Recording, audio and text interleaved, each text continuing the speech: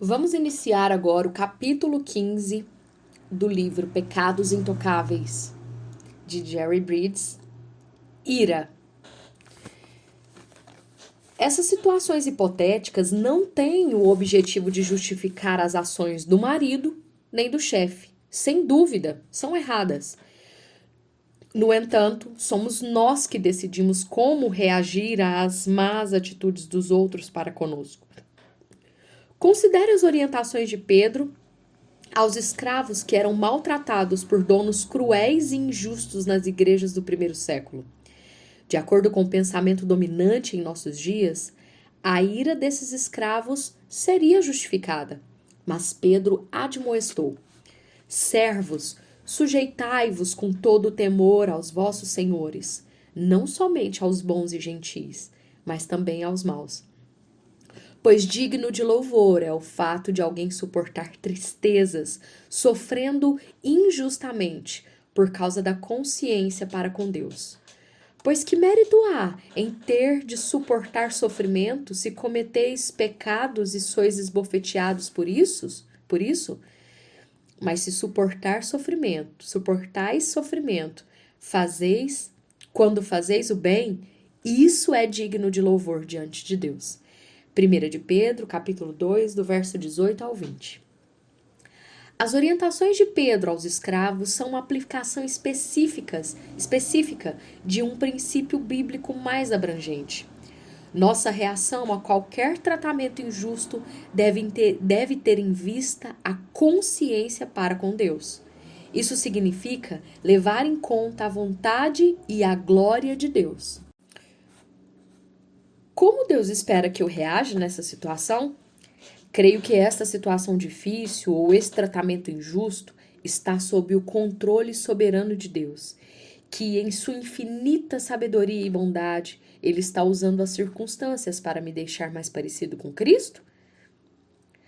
Sou realista o bastante para saber que, no calor da emoção de uma situação estressante, não checaremos uma lista de todas as questões como as mencionadas no parágrafo acima.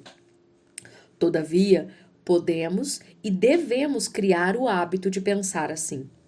Muitas vezes, a nossa reação imediata a uma atitude injusta é ficar louco da vida com a pessoa. É o meu caso, não nego. Mas, logo após o episódio, temos o poder de decidir se vamos acalentar a bronca ou refletir nas questões que apresentei e permitir que o Espírito Santo dissipe nossa ira. Sei que existem centenas de outras circunstâncias e atitudes de terceiros que nos tentam a ficar furiosos. No entanto, não podem nunca ser a causa da nossa ira. O motivo está sempre em nossos corações, como resultado de nosso orgulho ou egoísmo. É provável que haja exceções que provem a regra, mas, fora isso, é seguro dizer que todos nós nos enraivecemos de vez em quando. A questão é como lidamos com a situação.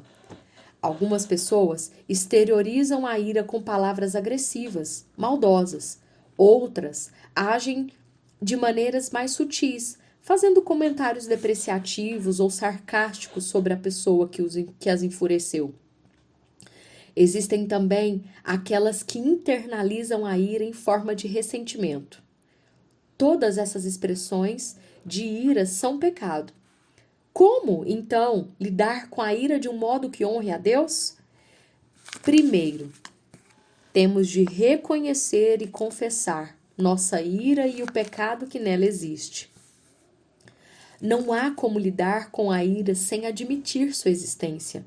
A seguir, temos de nos perguntar por que estamos com ira. É por orgulho, egoísmo ou algum ídolo que adulamos em nossos corações? Em nosso coração? Se esse for o caso, temos de nos arrepender não apenas da ira, mas também do orgulho, do egoísmo e da idolatria. Após lidarmos de modo positivo com a expressão de nossa ira por meio do reconhecimento e do arrependimento, é necessário mudar nossa atitude em relação à pessoa ou às pessoas cujas palavras ou ações engatilharam nossa ira. da caneta de Paulo, vêm estes versículos que devem nos orientar. Sede bondosos e tende compaixão uns para com os outros, perdoando uns aos outros, assim como Deus vos perdoou em Cristo. Efésios 4:32. E mais, suportando e perdoando uns aos outros, se alguém tiver alguma queixa contra o outro. Assim como o Senhor vos perdoou, também perdoai. Colossenses 3:13. Se demos vazão à ira, também temos de buscar o perdão de quem magoamos. Por último, precisamos entregar a Deus a situação que ocasionou a nossa ira. Isso é particularmente verdadeiro quando somos objetos de ira, da ira de outra pessoa. Ou quando somos injustiçados por um chefe, um marido arrogante, ou quando alguém nos maltrata. Para desvanecer as emoções pecaminosas, temos de crer que Deus é soberano em todos os acontecimentos de nossa vida, tanto os bons quanto os ruins, e que todas as palavras e atitudes que nos enfurecem estão, de algum modo, incluídas em seus bons e sábios propósitos de nos tornar mais parecidos com Jesus. Precisamos reconhecer que qualquer situação que nos tenta a ira pode levar-nos ou ao pecado ou a Cristo e seu poder santificador. No início deste capítulo, reconheci que a ira é um assunto complexo e que fazer uma análise dela de maneira abrangente está acima do propósito deste livro. Mas espero ter ajudado todos nós a entender que quase toda ira que sentimos é pecado, e mesmo que a desculpemos e toleremos em nosso viver, não é aceitável diante de Deus. Antes de encerrar o assunto, há mais um aspecto da ira que precisamos considerar. Ira contra Deus. Já conheci muitos cristãos que estão com ira de Deus por algum motivo. Alguns acham que Deus os decepcionou, outros pensam que Deus está contra eles. Acabei de ler uma carta cujo remetente diz: muitas vezes achei que Deus me deu um tapa na cara, exatamente quando eu estava confiando nele.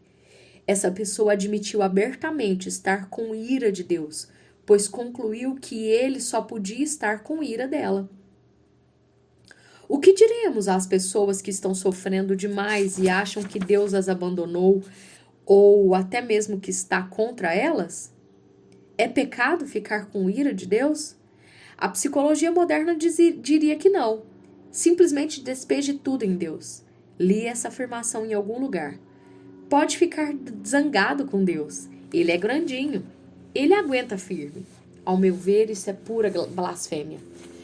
Quando quero afirmar em alto e bom som que nunca é correto ficar com ira de Deus. Ira é um julgamento moral. E no caso de Deus, é acusá-lo de fazer algo errado. É acusá-lo de pecar contra nós por abandono ou de nos tratar injustamente. Geralmente também acontece porque achamos que Deus nos deve algo melhor do que temos recebido na vida. Assim, colocamos Deus no banco dos réus de nosso próprio tribunal. Lembro-me de um homem que, ao ver a mãe morrendo de câncer, desabafou: depois de tudo que a minha mãe fez para Deus, esse é o agradecimento que ela recebe? Sem levar em consideração que Jesus sofreu agonia indescritível para redimir a mãe de seus pecados e poupá-la de passar a eternidade no inferno, o homem achava que Deus também lhe devia proporcionar vida melhor na terra. Admito que os cristãos podem ter e têm momentos de ira contra Deus. Eu mesmo já senti isso. No entanto, é necessário reconhecer de imediato que essas ocorrências são pecados dos quais devemos nos arrepender. Como, então, podemos lidar com o impulso de ficar com ira de Deus? Temos de engolir as emoções e vivermos um tanto alienados de Deus? Não. Essa solução não é bíblica. Primeiro, como eu disse antes, veja capítulo 8, A resposta firma-se na confiança total e absoluta no amor, na soberania e na sabedoria de Deus. Segundo, devemos, em humildade e confiança, entregar a Deus nossa confusão e perplexidade. Podemos orar da seguinte maneira: Deus, eu sei que o Senhor me ama e também sei que muitas vezes as suas atitudes estão acima da minha compreensão. Reconheço que estou confuso porque não tenho evidência de seu amor por mim.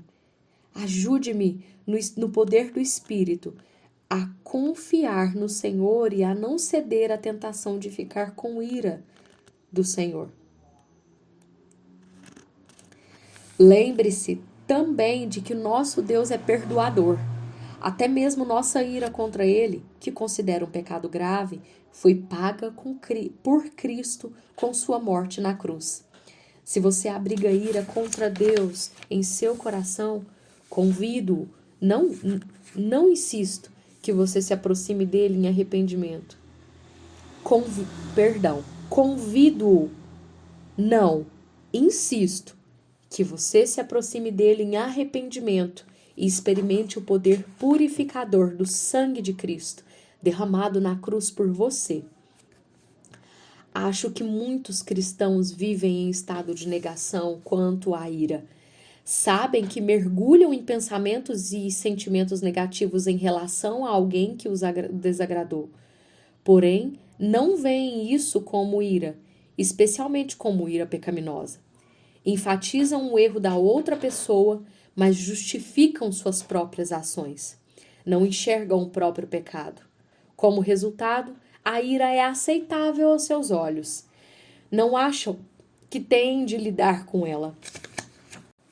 Oro para que Deus se agrade em usar este capítulo para ajudar a todos nós a reconhecer nossa ira como pecado, seja ocasional ou frequente, e a lidar com ela de modo apropriado.